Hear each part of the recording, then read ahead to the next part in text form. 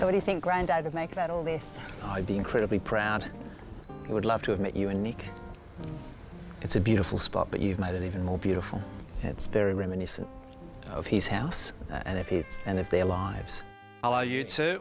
Hi, Luke, Pete. How are you? Good to see you. Rach. Pete, hi. Great to see you again. Reminiscing, I'm sure, about this incredible house. Oh, yeah. Who's going to show me around? I'd love to. Let's go.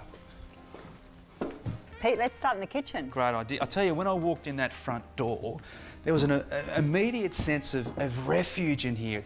It's a wonderful warm space, Rach. Yeah, well, interestingly enough, Grandfather's house, you entered straight into the dining room and the kitchen was right there.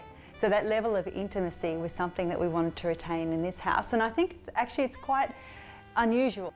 There are so many beautiful things in this kitchen, including this bench. Now tell us about this timber. This is beautiful. Yes, the timber in the original house, the flooring and the windows was coach wood, which is not possible to get now. Yeah. And we matched recycled tallow wood as being a pretty good kind of colour match. So is it usually this tidy?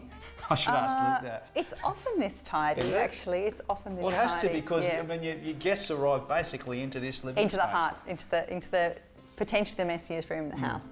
You mentioned Walter Burley Griffin. There's a great motif in that entrance. There is. Which is very fascinating. These are precast panels from a Burley Griffin building that were buried in the garden, given to Joe and Luke by one of their neighbours. So Wow. it is a bit of Griffin. And the wall that it's set into, the stone actually came from the carport wall in Grandfather's house. What I love too is how the sandstone floor runs off the cliff to cross out through the portico all the way through the floor, connecting this whole space to the landscape. Yes, and with the concrete ceiling and beam, it's like a warm, cosy cave. This is an interesting space because it has the fireplace that's original from the existing house and the joinery that goes with it, and it's been retained in situ. So this part of the wall is actually kept from the old house.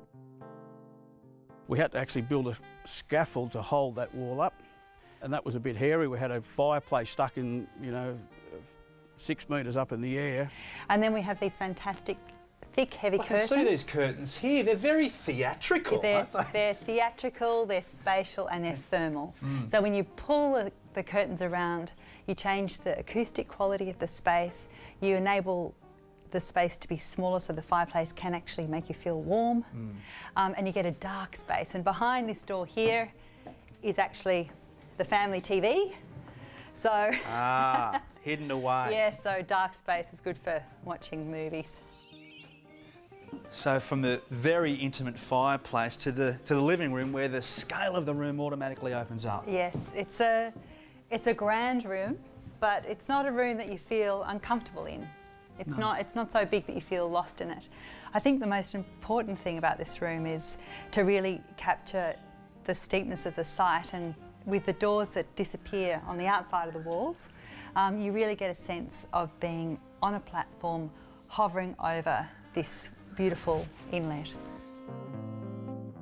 That was an amazing feat of design ingenuity, Yeah, the way these doors ears, work. The steel ears, yes, there are two steel ears. which cantilever out on the outside of the building that enable this sort of magic, I guess, to happen.